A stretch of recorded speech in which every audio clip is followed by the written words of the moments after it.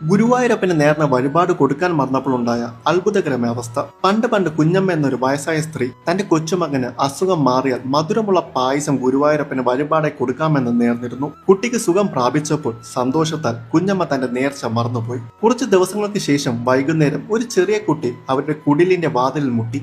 അമ്മേ, എനിക്ക് വിശക്കുന്നു എന്ന് അവൻ പുഞ്ചിരിച്ചുകൊണ്ട് പറഞ്ഞു. പാവപ്പെട്ടവളായിരുന്നിട്ട് പോലും കുഞ്ഞമ്മ സ്നേഹത്തോടെ അവൾ ഉണ്ടാക്കിയ പായസം അവന് നൽകി. അവൻ കഴിക്കുമ്പോൾ ക്ഷേത്രത്തിലെ കൃഷ്ണന്റെ കണ്ണുകൾ പോലെ തിളങ്ങുന്നത് ആ അമ്മ ശ്രദ്ധിച്ചു. എന്നിട്ട് അവിടെ ഒരു സുഗന്ധമുള്ള തുളസിയില മാത്രം അവശേഷിപ്പിച്ചുകൊണ്ട് പെട്ടെന്ന് അവൻ അവിടുന്ന് അപ്രത്യക്ഷനായി.